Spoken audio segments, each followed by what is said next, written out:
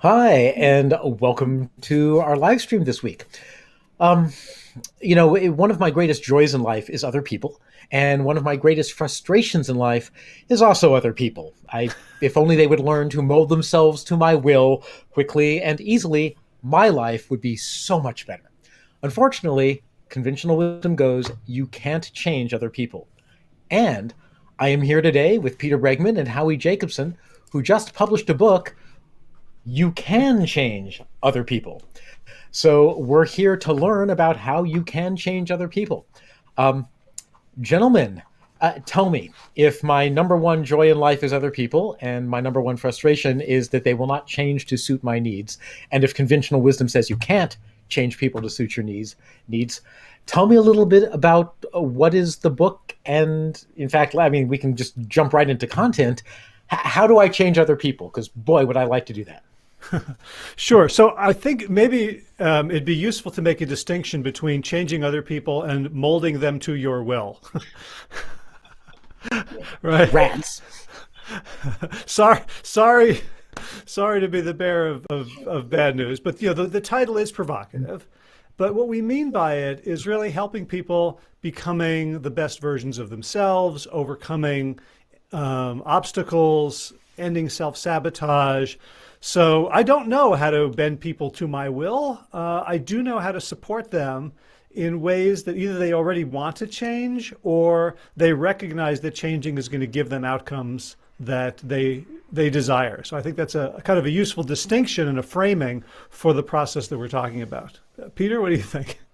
Yeah, I mean, I would agree with you. I think that what we're really going after is something that's already a tall order, which is helping people make changes that they want to make. That ultimately, as coaches, we face that all the time. And in reality, if we approach it correctly, then what you discover is a lot of people want to make changes, even if they seem in your mind to be resistant to the idea or struggling to make the change happen. So it's really about how to open a conversation that helps people make changes that will make them better, stronger, more effective in ways that make them happy and that improve your relationship with them. And then it's following through on that opening to actually help them follow through on the changes. Now, are you referring, both of you are business people, and are you referring here to helping people make changes in a work context or in a personal context, or is there any difference?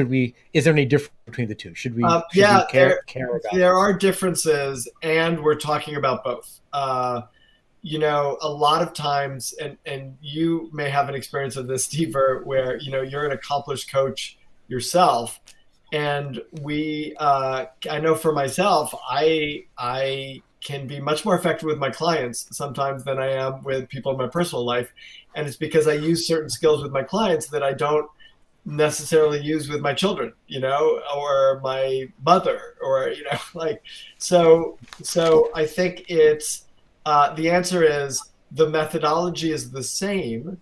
The application should be intentional, and we tend to be more thoughtful about this with in our work lives. Though I think what Howie and I have both seen is that everybody could use a dose of support in being effective at bringing skill in all elements of their lives.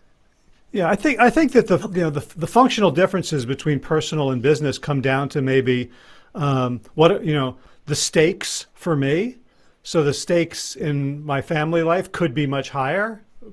The history I have with people. So if I'm trying to change someone who's known me since I was in diapers, or who's known me as someone who tried to change them in ineffective ways, there's a whole history, and also the power dynamics. So I think we can mix and match, but understanding what each of us is bringing to the conversation in general is going to help us be most effective. Well, let's jump into an example here. You said that this is really about how to help people change who already want to change or who want to get some results in their life. Let's choose someone or an example from your history and tell us how you approached them, how they approached you. How did you know to kick off whatever the process is that you use in facilitating? Because I know that some people, if you try to kick off a process of facilitating them to change. They'll say, I'm just venting. Don't do that stupid coaching stuff on me right now. So it seems like the first question is, how do you know when to start? And then what do you do? How you want to take this? Okay. Well, so it depends how they approach you. So we have kind of sort of four different scenarios where somebody could come and say, hey, I want you to help me change. At that point, okay, great, let's roll up our sleeves. Or someone comes and says, hey, I want you to give me advice, which we can also then parlay into a change conversation rather than just us telling them what to do. They also might say, hey, can you do this for me? In which case, if we want to build their independent capability, we can say, hey, sure, I'll be happy to think it through with you. But they also may just, as you said, like vent or complain. And sometimes complaining is fine, right? We don't need to solve every complaint. If someone is in the habit of complaining, it's part of their character, complaining is really about not taking ownership, about not having agency, about being passive and powerless in a situation that you don't like. So if that's something that the person could benefit from shifting, we then have a 3-part permission formula, which starts with empathy.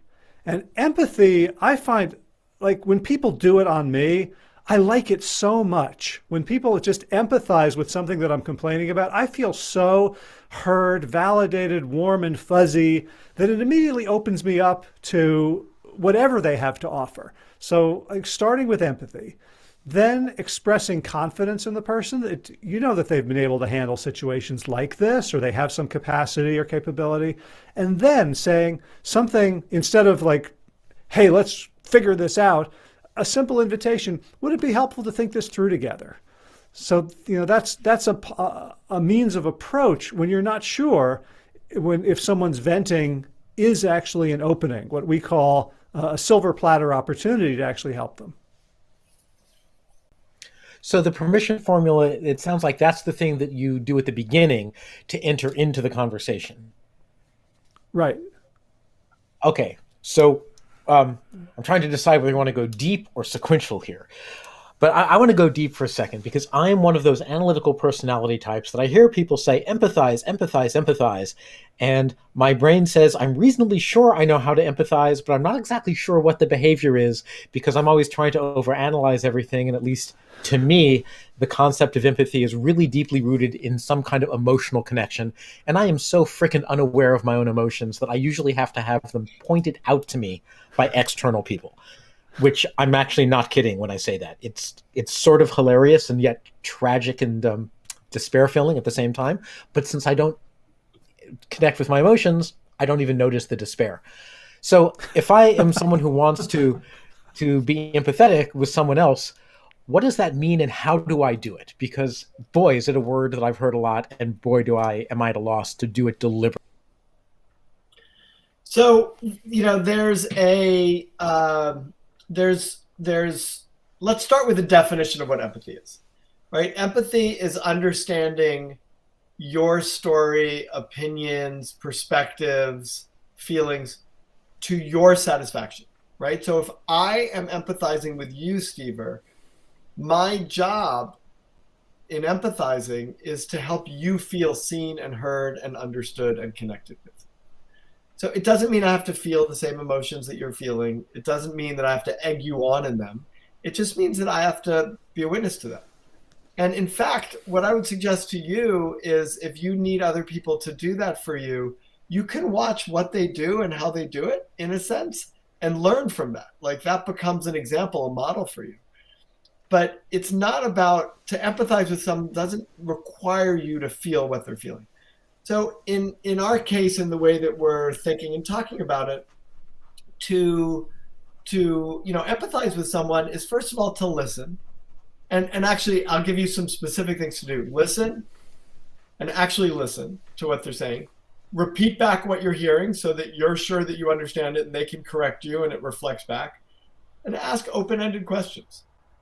If you do those 3 things, generally, they'll feel empathized with. And you'll have the benefit of actually understanding what's going on for them. Here's some things not to do. Say, I can do that. So here's some things not to do. I hear what you're saying, but here's what you're missing, right? But here's the thing. So using but to connect two parts of the sentence usually communicates to the person that everything you've said before but is a lie. It's like, I totally appreciate what you're saying, but here's the thing, right? So now you've just negated any empathy that you've done. Telling them you hear or understand them without actually repeating back what they've said is also going to communicate to them that you haven't really heard. And then if you have a point you're trying to make, as opposed to just taking it in and conveying your listening, that's going to also dilute their experience of your empathy. So I hope that helps, both on the positive side, on the what to do side, and on the what not to do side. Sure. Okay, so we've demonstrated empathy, and it sounds like confidence in them. Howie, what you modeled was just literally, something along the lines of, I know that you've done this before. Would it be helpful to think things through? They say yes, it would. Where do you go from here? Because the agenda, presumably, the whole reason you're having the conversation is you haven't made whatever change it is that they want to make, and you want to help them do it. You've achieved permission, but presumably they're stuck, because otherwise you wouldn't be having this conversation. They'd be making the change themselves. So what's next? So, where they're stuck is in their problem, right? So they're stuck in their problem. And what we want to do, they still have that problem or whatever challenge they're facing, but you want to redirect them towards something that's positive and productive and energizing. And you do it with one simple question. And that is, what is the outcome that you want? What is the outcome where you want? You want it to be clear. You want it to be meaningful. You want to really understand and have them understand not what they want to avoid or move away from, but what they want to move towards. And once they're able to explain and articulate the outcome, then you're off and running, because that's your target. Your target is not to fix a problem. It's to achieve an outcome, of which a problem might be an obstacle. But the problem is not the point. It's the outcome that's the point. So once they have the outcome, do they just take this and run with it? Or is there more? Because that sounds like, it sounds like there's kind of two steps here, right? One is, here I am, I'm stuck. And we've gotten to the point where you've given me permission to change. And maybe what I'm spending all my time is I'm kind of, looking to the past, going, oh, this stuff is wrong, this is bad, whatever. And you've now reoriented me on the future. You've said, what is the outcome that you're striving for, that you're trying to get? But just because I'm now looking towards the future instead of looking towards the past doesn't mean I have any clue how to actually get there, or what other obstacles might be there. So what do I do next? What do you do next to help me? I just switched positions, by the way. All of a sudden now we're talking about me as the person who wants to change instead of the hypothetical third person, because that's just easier. That's all right. We're tracking. So sometimes just helping them shift their focus to the outcome they want actually opens up a lot of creative possibilities right away. And I've seen this so often, that as soon as people are focused on that, it's like, just neurologically, what we're doing is trying to get people into a safe place where they can use the part of their brain that thinks long-term, that thinks strategically, that solves problems. So just having them focus on what they want can immediately have them thinking, oh, well, actually, that problem is a problem. It's annoying, sure, but it's actually irrelevant to the outcome that I want. I can just forget about it and focus on something else. But very often it doesn't. Very often all we've done is we've kind of opened up an access port to the part of the brain that looks for opportunity as opposed to trying to avoid threat.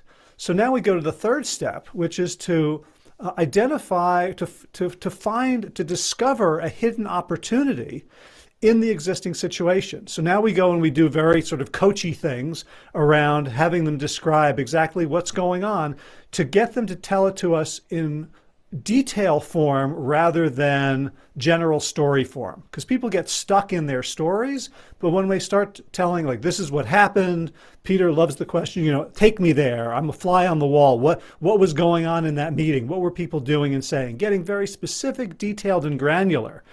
that often loosens people's grip on their interpretation and allows them to see possibilities, to see opportunities to get to the outcome, either in spite of the problem, but very often through the problem. So what they thought was a brick wall turns out to be a door. Now you just said it loosens the grip on their interpretation. There's something hiding there because it sounds like interpretation is an important concept. Tell us a little bit more about that, because I think that's a distinction that people who are watching may or may not be familiar. Yeah, well, we all have stories about, what's going on, why we can't do things. Like, oh, I just have a sweet tooth, or I'm excitable. I get, I'm impulsive. I just blurt things out, right? Or every time I'm in the meeting, Ramona does that thing and it drives me crazy. So whenever we're hearing sort of generalizations, when we're hearing things that sound like excuses, anytime we hear a thought that undermines the person's ability to make a different choice, to achieve a different outcome, we know there's some sort of interpretation. And we live by stories and interpretation. So we're not trying to say, let's, wipe the slate clean and have beginner's mind about everything. But strategically look at the interpretations that keep us stuck and powerless. And instead of us going in and saying, well, you're thinking about this all wrong, here's how I see it, we ask questions almost like Columbo-like the detective saying, hey, zoom in on this scene. What do you see? Tell me what's going on here, and allow the person to see that their interpretation may not fit, or that their interpretation isn't the only one. And we can ask questions about that in very gentle ways that allow people to move beyond. Interpretations, like another coachy word for that, is like a limiting belief, a limiting mindset, to free us up so that we can deal with reality as it is, or reality as we want it to be. That's most empowering. Cool. Now, so we've now oriented the person towards the outcome. We are getting them more. We're putting their attention now on the specifics of the situation. So instead of these broad generalization stories that keep us stuck, they're getting down to specifics. Is that it? Like, do they typically just get to the point where they're like, okay, now I know what specifics I need to change. Boom, I'm off to the races, or is there more than that? It's really critical, actually, to move the conversation from a conversation to a commitment, really. And that happens in the last step, which is about planning. So, and we call it create a level 10 plan.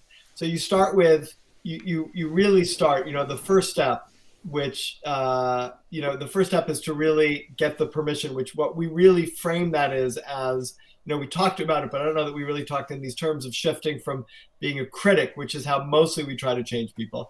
And that's that, the somewhat humorously stated, like I want to bend people to my will. It like comes in as a critic to an ally, right? Which is, I want to help you make the kinds of changes you want to make. Then we focus on the outcome, then we find the opportunity. And at that point, it might be masterful and insightful and engaging and interesting, but it's still just a conversation. And what we need to do is translate the conversation into action.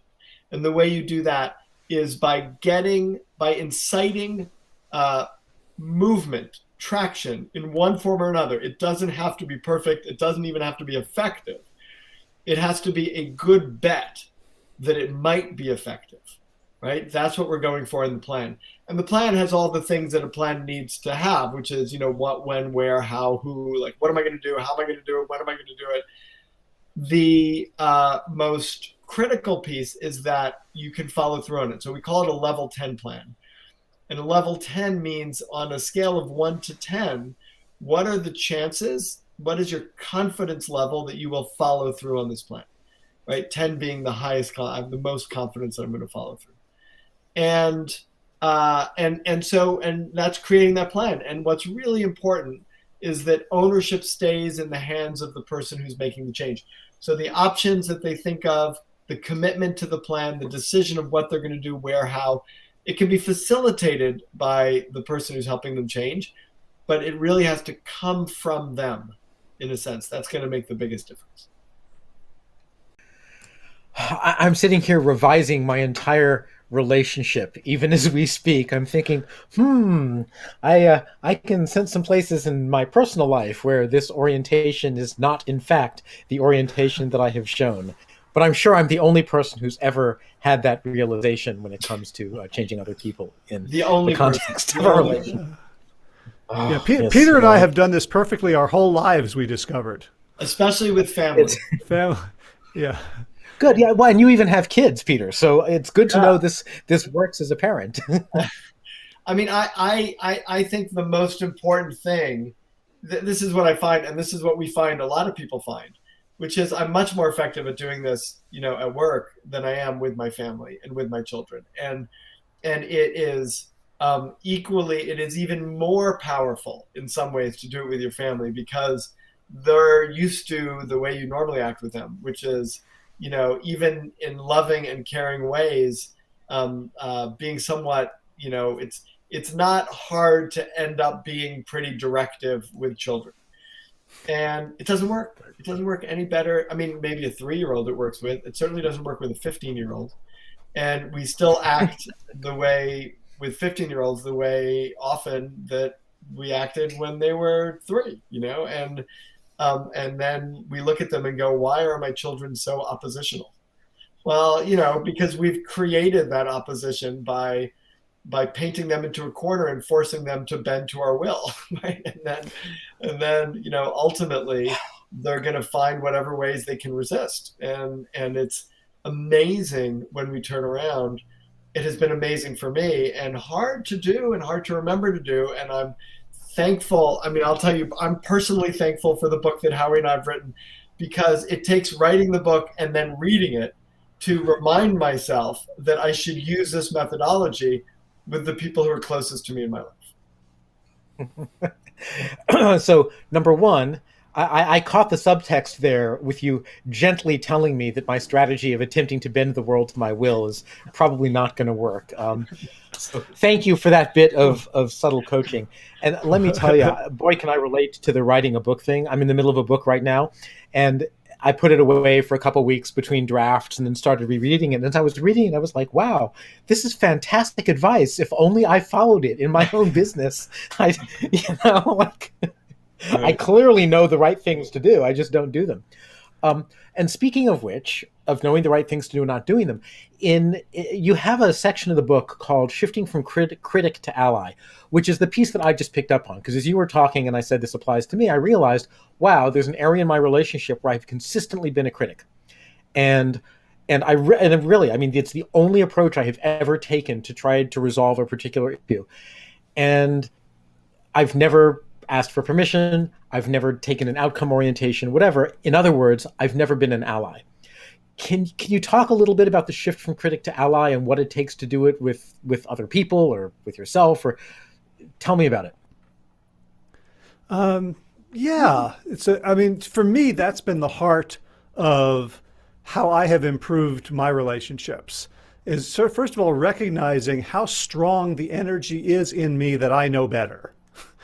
Right. And it's either, I know better because I'm older, more experienced, I'm your father, or I know better because I've had different experiences than you, or I've read a book you haven't read, or I just see you in out every single day and I know all your blind spots. And if you would just listen to me, your life would be so much better.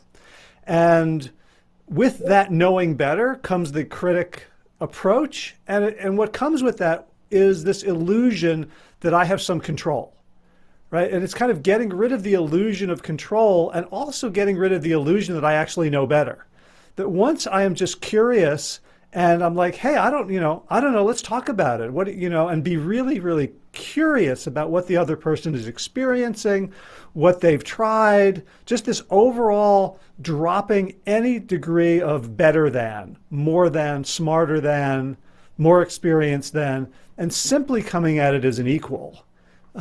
Is to me the essence. And it can be hard to do because we get emotionally invested in the negative feelings that drive us. And Peter, I would, this morning we were on a podcast and you just spoke so eloquently about that. I would love to pass it on to you for a repeat.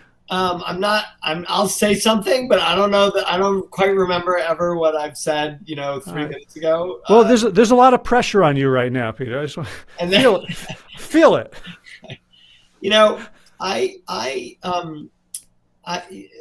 What I've thought about as I was just listening to you speak is this, we have a 4-step process, right? The focus is on shifting from critic to ally, then outcome, opportunity, and plan. And you created a great mnemonic, alley-oop, which is the basketball pass that you pass to someone where it's like a slam dunk for them to get it in. It's like the perfect pass for them to get it in is an alley-oop.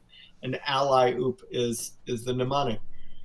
And when I'm listening to us and I'm thinking, the shift, for me, an important piece of the shift from critic to ally is to remind myself, I go to the second step for myself. I don't want to overcomplicate things here, but I go to the second step of myself when let's say I want to change you, Howie, right? And you're someone that I love and that I care about. And if I'm frustrated with something or I'm annoyed, it's easy to come, as a critic. And I can find my own positive intent and what I care about. And I can say that anytime I'm angry, it's really because I love or I care, I never get angry at someone unless I care about them. Like those two things go hand in hand, or I care about an outcome. In order to make that shift, I realize I do something else. I ask myself the question I'm about to ask them, which is, what is the outcome I want? If I'm upset at my wife for something, if I'm angry at Eleanor or frustrated, and I focus on that and her and the behavior, it's easy to fall into critic. But if I say, what is the outcome I want? Well, the outcome I want is connection, let's say. The outcome I want is to see her successful in what she's doing.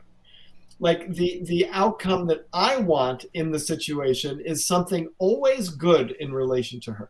So if I can connect with the goodness that I want, the outcome that I'm going for, then it's much easier for me to then say, how can I help her get there? So there's a way, even as I say that I'm doing a little mini 4-step process for myself every time I'm going in to change someone. What's the outcome I want? And given the fact that I want to change them, what is the opportunity in this situation to help them get there? And now I'm going to go back in and do my empathy, confidence, and permission. And then I'm going to ask them about the outcome they want, and I'm going to use the process. But the way I always come back to using this process is I ask myself that question.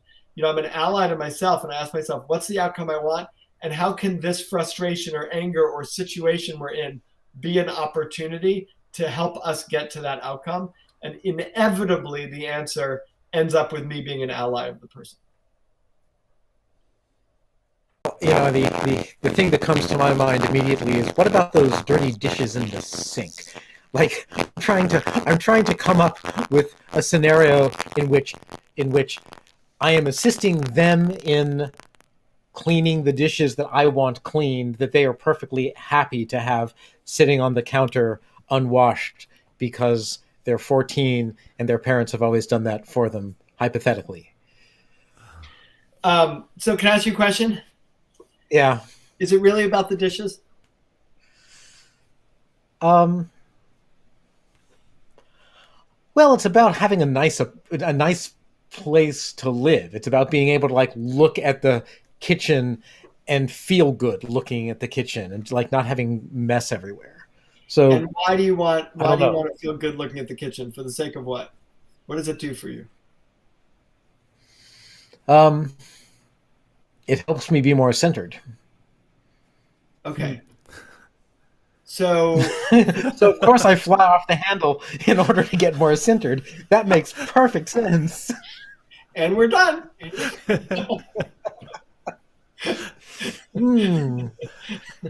But anyway, so my point. So that was just like a little mini process, right? But my point is, you go back and you go, what's the outcome I want? Okay, so I want to be centered. Great. So how could this be an opportunity to get there? And now you're off. And I'm not saying there's not still a problem of dirty sink, dirty plates in the sink. But you got there yourself. Damn you, coaches. taking me out of my comfort zone and forcing me to realize I'm acting against my own interests. So, on that happy note, everyone watching, you too have the opportunity to be taken out of your comfort zone and forced to act in your own best interest. Peter and Howie, tell me, where can we find you? Where can we find your book? How can people who want to get a hold of you and learn more do that? Best way is to go to bregmanpartners.com, BREGMANPARTNERS.com. And you can see the book. It's like right on the cover page, and there's a lot of free resources there. It's the best place to go. Awesome. And Howie, you're at Bregman Partners too? Yep, we're working together on a lot of business stuff. We're writing together and doing these podcasts. Honestly, like writing the book didn't help me be this kind of person half as much as doing like 5 podcasts a week. Like every day I talk about it and then I come home and I remember who to be. So I appreciate this opportunity, Steve. Absolutely. Just make sure to tell people far and wide that appearing on a live stream with me improves their lives immensely. Thank you very much, gentlemen. And all of you watching, thank you as well. Take care. So much.